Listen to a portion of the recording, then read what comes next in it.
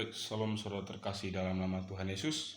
Pada kesempatan kali ini, saya ingin memberi penjelasan atau pemaparan tentang beberapa buku yang saya baca, dan menurut saya ini sangat perlu dikritisi, merupakan prinsip-prinsip yang fundamental gitu, secara khusus dalam sejarah agama gitu. Nah, kita akan mempelajari sebuah subtema yang saya berikan, yaitu Kristen bukan agama penjajah, melainkan memiliki para penjelajah.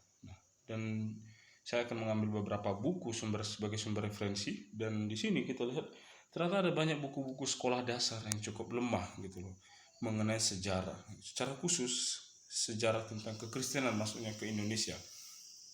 Dalam sebuah buku yang dari tema 7, buku ini diperuntukkan untuk siswa SD, secara khusus kelas 4 SD ya. Nah, indahnya keberagaman di negeriku. Judulnya Indahnya Keberagaman di Negeriku. Pada halaman yang 130 dikatakan bahwa pada poin yang ke-9, agama Kristen Katolik masuk ke Indonesia dibawa oleh para pedagang dari Portugis. Oke, yang poin yang ke-10, agama Kristen Protestan masuk ke Indonesia dibawa oleh para pedagang dari Portugis pada masa penjajahan Belanda. Agama Kristen Protestan berkembang pesat. Oke. Lalu kita melihat dalam sebuah buku yang berjudul Agama dan Perdamaian yang ditulis oleh Profesor Dr. H.M. Ridwan Lubis. Oke. Judulnya sih Agama dan Perdamaian, tapi isinya justru memprovokasi untuk mengajarkan kebencian. Kenapa? Karena dianggap Kristen itu dibawa oleh penjajah. Dan bahkan Kristen itu adalah agama penjajah, akan muncul stigma-stigma seperti itu. Kita melihat pada halaman 278 pada paragrafnya yang bawah dikatakan di sini, agama Kristen datang ke Indonesia dibawa oleh penjajah Portugis dan Belanda, yang salah satu kawasan perkembangan di bagian barat adalah Tanah Batak dan kawasan timur adalah Minahasa. Kolonialisme datang ke Indonesia sejak awal abad 19 Masehi dan menjajah sekaligus membawa misi penyebaran agama, dan sejak itu pula masyarakat Indonesia mulai mengenal Kristen. Tanpa disadari, buku ini memprovokasi atau memberikan landasan berpikir bahwa agama Kristen Protestan, agama Kristen Katolik itu adalah agama penjajah yang dibawa oleh penjajah. Secara khusus dimulai pada masa-masa kolonial. Tapi buku-buku seperti ini menurut saya tidak memiliki referensi yang cukup kuat gitu loh. Justru memberikan pengajaran yang atau stigma yang akan membenturkan bangsa ini sendiri gitu. Dan ini diajarkan untuk anak-anak sekolah gitu loh. Seperti tadi tema 7, Indahnya Keragaman di Negeriku, buku yang ditulis oleh Profesor Dr. H.M. Lubis itu, Agama dan Perdamaian. Aduh, sayang sekali gitu loh kan. Jadi kita melihat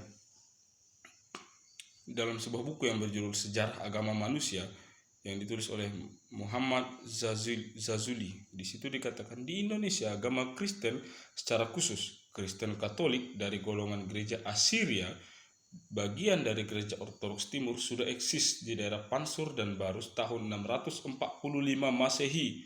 Berarti itu jauh sekali sebelum kedatangan penjajah gitu loh. Tapi kekristenan sudah eksis, gereja Assyria sudah ada di daerah Pansur dan Barus. Dan kekristenan ini muncul dari para pedagang Kristen Nestorian dari Mesopotamia. Lalu dalam sebuah buku yang berjudul Sejarah Gereja Katolik Indonesia yang ditulis oleh Dr. M.P.M. Muskens dikatakan Syekh Abu Salih Al-Armini yang bekerja pada masa pemerintahan ketiga Khalifah Fatimiyah mencatat bahwa di daerah Pansur terdapat banyak gereja dari Nasat Hira. Daerah ini merupakan daerah yang memiliki kapur barus. Bahan itu merecik dari pohon. Dalam daerah itu terdapat sebuah gereja dengan nama Bunda Perawan Maria yang didirikan tahun 645 Masehi. Lalu ada juga catatan bahwa Dakbah untuk sebutan Pulau Sumatera dan Jawa sebelum kedatangan bangsa Portugis sudah ada gereja. Dan di Istana Ratu Tribuana tahun 1329 dari Majapahit dan Palembang, seorang bernama Padre G. de Marignoli dalam perjalanannya dari Beijing, dia mengatakan bahwa dia banyak bertemu orang-orang Kristen di daerah Janji Maria. Saudara terkasih dalam nama Tuhan Yesus, perspektif seperti inilah yang menjelaskan bahwa Kristen yang hanya diketahui orang adalah Kristen Protestan, aliran Luther secara khusus misalnya, atau Kristen Katolik, hanya itu saja gitu loh, tapi tanpa melihat apakah Kristen itu sudah eksis sebelumnya gitu loh. Secara khusus kekristenan muncul pada abad pertama, lalu mereka punya misi memberitakan Injil. 600 tahun, 645 tahun lah, oke kita bilang ya, karena tahun 645 ada gereja Nestorian di daerah Barus itu. Ini menunjukkan bahwa mereka menjalankan misi sudah lama dan bukan sebagai penjajah gitu loh. Jikapun Kristen Protestan atau Kristen Katolik datang dibawa oleh Portugis atau Belanda, yang notabene orang-orang Indonesia beranggapan bahwa mereka datang untuk menjajah gitu.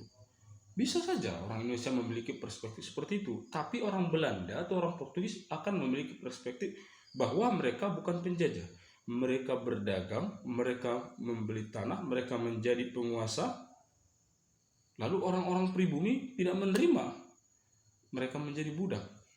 Orang-orang pribumi tidak menerima mereka dikuasai orang asing di tanah kelahirannya gitu. Kita bisa melihat bagaimana sih perspektif budaya bangsa kita gitu. Salah satu contohnya, ada seorang gubernur yang keturunan Tionghoa ya. Lalu kita bilang negeri kita akan dipimpin oleh orang luar, negeri kita akan dikuasai, kita akan kehilangan orang-orang pribumi. Prinsip seperti ini yang terus berlanjut gitu. Kalau kita melihat sejarah kerajaan-kerajaan di Indonesia juga, bahwa misalnya kerajaan A dan B berperang, oke, atau sebuah kerajaan itu ada yang menjadi pengkhianatnya gitu, maka dia akan minta tolong pada Belanda, sehingga Belanda minta upah. Wajar tidak? Wajar. Lalu masyarakat yang tidak tahu bahwa rajanya mempermainkan masyarakatnya, maka masyarakat akan berkata bahwa kami diperbudak gitu. Begitu juga dengan dasar bahwa pernyataan orang Kristen adalah agama penjajah gitu. Sebenarnya tidak. Kekristenan sudah eksis di Nusantara pada tahun 645 Masehi ya. Secara khusus gereja Nestorian. Untuk penjelasan gereja Nestorian ke depannya, jika ada yang berkomentar, saya akan memberikan pemaparan apa itu gereja Nestorian gitu. Tapi yang menjadi substansinya adalah bahwa Kristen datang ke Indonesia bukan satu-satunya dibawa oleh Portugis dan Belanda, bukan. Jauh sebelum kedatangan bangsa penjajah yang dalam pemikiran bangsa Indonesia ya, jauh sebelum kedatangan bangsa Belanda dan Portugis, kekristenan sudah eksis di daerah Pansur dan Barus pada tahun 645 Masehi oleh gereja Nestorian. Tuhan Yesus memberkati. Shalom, Horas.